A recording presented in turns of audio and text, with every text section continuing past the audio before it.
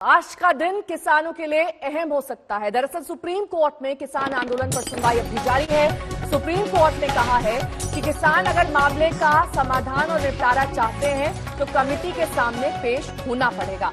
Court ने कहा कि हम कृषि कानून को सशर्त सस्पेंड करना चाहते हैं, लेकिन मामले के समाधान के लिए कमेटी बनाना चाहते हैं। कमेटी मध्यस्थता नहीं, सभी मुद्दों पर विचार करेगी। कोर्ट ने कहा कि सरकार जांच एजेंसियों से बात, आंदोलन में प्रतिबंधित संगठन शामिल है या नहीं, इस पर हलफनामा दायर करे। संजय शर्मा हमारे साथ जुड़ गए हैं तमाम जानकारी के साथ। जितेंद्र बहादुर सिंह हमारे साथ किसानों के बीच से जुड़ गए हैं। लेकिन सबसे पहले संजय, आपका रुख करते हुए, ये जो हलफनामे की बात सुप्रीम कोर्ट ने कही है, दरअसल इस हलफनामे में प्रतिबंधित संगठनों को लेकर ये कहा गया है कि आप जानकारी दें। हालांकि अभी तक इस पर कोई भी स्पष्टीकरण, कोई भी ऐसे साक्ष्य मौजूद नहीं है जो ये इंगित करते हो या इशारा करते हो कि वहां पर प्रतिबंधित संगठन भी प्रदर्शन कर रहे हैं। ऐसे में हलफनामा एक टेढ़ी खीर सरकार के लिए।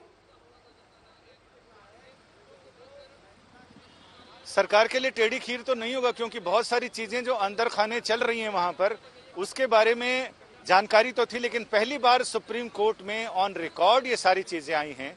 तो सरकार ने और अटॉर्नी जनरल ने बिल्कुल हवा में तो ये बात नहीं कही होगी, ऐसा मुझे नहीं लगता। मुझे लगता है कि इनके पास साक्ष्य और बहुत सारी चीजें मौजूद हैं जो वो सरकार के सुप्रीम कोर्ट के आगे वो हलफनामे के तौर पर देंगे।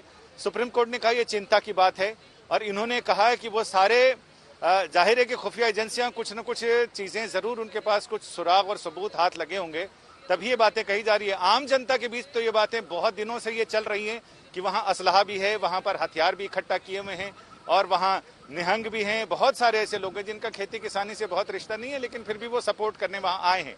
लेकिन सरकार और सरकारी एजेंसियों के पास कुछ न कुछ तो ऐसी खुफिया जानकारी है जिनके आधार पर सुप्रीम कोर्ट में अटॉर्नी जनरल ने ऑन रिकॉर्ड ये सारी चीजें रखी हैं। तो जाहिर है कि मुझे नहीं लगता कि बहुत टेढ़ी खीर होगी, लेकिन अभी फिलहाल सुप्रीम कोर्ट ने साफ कह दिया है कि वो मामले सबको खुश करने के लिए कमेटी नहीं बना रहे हैं, वो सिर्फ समस्या के समाधान के लिए कमेटी बना रहे हैं। और अब सुप्रीम कोर्ट तय करेगा कि कमेटी में कौन शामिल होगा, कौन नहीं।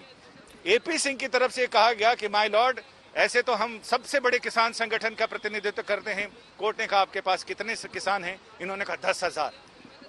तभी एडवोकेट आशीष ने कहा कि और हमारे किसान संगठनों में 40 लाख से ज्यादा लोग समर्थक हैं और वो इन कानूनों का समर्थन करते हैं।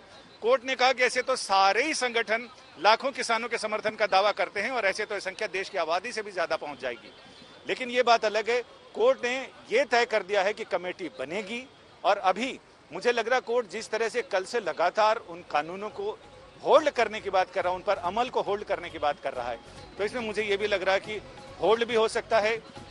और इसके साथ ये भी कोर्ट ने कहा है कि एडवोकेट विकास सिंह की मांग पर कि दिल्ली में प्रदर्शन कहां करना चाहते हैं, उन्होंने कहा रामलीला मैदान दिया जा सकता है, क्योंकि वहां पर जगह कम है और उसकी वजह से सोशल डिस्टेंसिंग का पालन नहीं हो रहा। ऐसी जगह हो जहां पर सुरक्षा भी हो और सोशल डिस्टेंसिंग भी हो। कोर्ट ने उनसे कहा कि आप ठीक है, इस बारे में भी आप बताएं और हम इस पे भी देखेंगे।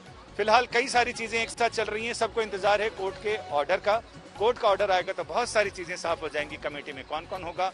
क्योंकि एडवोकेट एपी सिंह ने यह कहा कि वो चाहते हैं कि उनकी तरफ से जस्टिस मार्कंडे काटजू या जस्टिस कुरियन जोसेफ उनको बना दिया जाए, इस कमेटी में शामिल किया जाए। फिलहाल कोर्ट ने क्लियर कर दिया है कि अब वो तय करेंगे कि आखिर कमेटी में कौन शामिल होगा, कौन नहीं। और कमेटी सिर्फ मध्यस्थता की बात नहीं करेगी, बल्कि इस पूरे मामले को समग्र रूप से देखेगी और इसमें सारे पक्षकारों से बात करेगी, सारी चीजें, ताकि एक सर्वमान्य हल निकलकर सामने आए। संजय, क्या माने कि कोर्ट के ऑर्डर में वक्त लग सकता है, क्योंकि जिरह में भी काफी वक्त लग रहा है और इस बात की जो समीक्षा की जा रही है कि इस कमेटी में कौन होगा या कौन नहीं, इस पर भी कोर्ट फैसला लेगा। ऐसे में प्रोसीडिंग लंबी चल सकती है, अभी जल्द इसका समाधान नहीं निकला वाला। हमारी संवाददाता अनिशा माथुर ने खबर दी है कि सुप्रीम कोर्ट ने नए कृषि कानून के लागू होने पर रोक लगा दी है और एक कमेटी के गठन की घोषणा की है। कमेटी के गठन अभी सुप्रीम कोर्ट ऑर्डर आएगा तो उसमें ये पता चल जाएगा कि कमेटी में कौन कौन शामिल हैं, कौन नहीं, और उसको हेड कौन कर रहे हैं।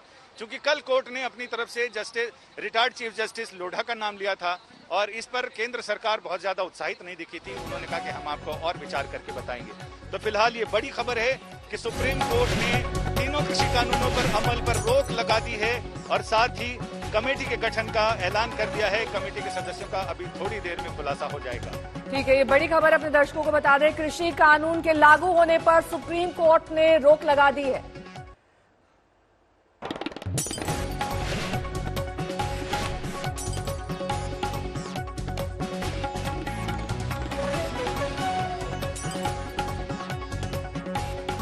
संजय हमारे साथ लगातार बने हुए हैं। संजय, आप जानकारी दे रहे हैं किस तरीके से कोर्ट प्रोसीडिंग्स चल रही हैं, उस पर डिटेल ऑर्डर बाद में आएगा, लेकिन ये कैसे तय किया जाएगा कि इस कमेटी का रिप्रेजेंटेटिव किसानों की तरफ से कौन होगा? क्योंकि आप खुद ये कह रहे थे कि बहुत सारे ऐसे संगठन हैं जो ये चाहते हैं कि उनका रिप्रेजेंटेशन हो, और ऐसे में ये मुमकिन भी नहीं है क्योंकि इनकी संख्या बहुत ज्यादा है।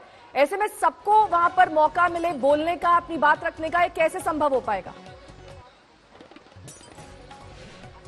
लेकिन कोर्ट इसमें 4 सदस्य होंगे कमेटी में, उसी में अध्यक्ष होंगे। 4 सदस्यीय कमेटी का ऐलान कर दिया है और उसके सदस्यों का खुलासा बस अभी थोड़ी देर में हो जाएगा। तो ऐसे में ये बड़ा महत्वपूर्ण है कि इन तीनों कानूनों पर फिलहाल सुप्रीम कोर्ट के अगले आदेश तक इनके अमल पर रोक लगा दी गई है। यानी एक, किसानों को कोर्ट पहले भी कह रहा था कि सरकार अगर इनके अमल पर रोक को थोड़े दिनों के लिए मुलतवी कर दे तो किसानों से सरल, सहज और सुगम ढंग से बातचीत हो सकती है। फिर सारे लोग बिल्कुल किसी भी तरह के पूर्वाग्रह से मुक्त होकर बातचीत कर सकते हैं। तो ऐसे में अब कोर्ट ने रोक तो लगा दी है। जल्दी ही, शीघ्र ही पता चल जाएगा कि कमेटी में किन किन लोगों को शामिल किया, चूंकि सुप्रीम कोर्ट ने अभी थोड़ी देर पहले ही ये कह दिया था कि वो अब कोर्ट तय करेगा कि इसमें कौन शामिल होंगे और कौन नहीं। तो मुझे भी इतनी ही उत्सुकता है कि कमेटी के सदस्यों के नाम सामने आ जाएं, या हो सकता है कि कोर्ट जब डिटेल ऑर्डर पास करे तो उसमें कमेटी के सदस्यों के नाम होंगे, लेकिन 4 सदस्यीय कमेटी होगी, ये कोर्ट ने साफ कर दिया है। और क्योंकि संजय बार बार कमेटी की बात सामने आ रही है, ऐसे में जो अगले दौर की बातचीत है उस पर सबकी नजर टिकी हुई है। अब इस बातचीत की जरूरत रह भी गई है या नहीं? बिल्कुल बातचीत की जरूरत है, क्योंकि मामला वहीं पर ही फंसा पड़ा है। गियर ऐसा फंसा है कि वो निकल नहीं रहा। तो ऐसे में कोई एक, मुझे भी ये लग रहा है, कोई एक ऐसी निरपेक्ष पार्टी होनी चाहिए, कोई एक कमेटी होनी चाहिए जो दोनों पक्ष से बात करे, क्योंकि दोनों पक्ष अड़े हुए थे। केंद्र सरकार ये अड़ी थी कि अपनी कसौटी पर, सरकार अपनी कसौटी पर इन कानूनों को कसते हुए कह रही थी हमारे कानून तो 24 कैरेट खरे हैं। किसान अपनी कसौटी पर इसे कस रहे थे, और वो किसान जो देश के अधिकतर किसान या तो उदासीन हैं इसे लेकर, या फिर वो किसान समर्थन में हैं बिल के, लेकिन जो लोग खिलाफ हैं वो अपनी कसौटी पर कस रहे हैं। और दिल्ली के बॉर्डर पर जो तैनात हैं उनका ये कहना है कि हमारी कसौटी पर तो ये कानून बिल्कुल ही खोटे हैं। तो ऐसे में कोई एक ऐसी कमेटी, निरपेक्ष कमेटी हो जो अपने बुद्धिमत्ता से, विवेक से, सारे लोगों से बात करके, उन किसानों से भी बात करके जो किसान यहाँ प्रदर्शन में नहीं आए हैं लेकिन उनकी बिल पर अलग राय है, इन पर अलग राय है, तो जाहिर है कि उससे एक चीज सामने आएगी। और सबसे बड़ा रोड़ा जो अटकाव था, भटकाव था, लटकाव था कि सरकार ये अड़ रही थी कि हम इनको वापस नहीं लेंगे, लेकिन कोर्ट ने बीच का रास्ता निकाला कि ना वापस हो और ना वो लागू रहे। कोर्ट के अगले आदेश तक इन तीनों कानूनों पर अमल को लेकर कोर्ट ने रोक लगा दी है, यानी अमल को मुलतवी कर दिया है। तो ये एक इम्पोर्टेंट कोर्ट का रुख है, और इसमें अब ये देखा जाए कि कमेटी में कौन कौन लोग शामिल होंगे। क्या कोर्ट अपनी तरफ से जस्टिस लोढ़ा का नाम कल जो प्रस्तावित किया था, क्या उन्हीं की अगुवाई में कमेटी होगी, या फिर कोई और लोग होंगे? हाँ, ये कमेटी के सदस्यों के नाम आ गए हैं। हरसिमरत मान, प्रमोद जोशी, अशोक गुलाटी और एक और अन्य कमेटी के सदस्य होंगे। ये 3 लोगों के नाम सामने आए हैं।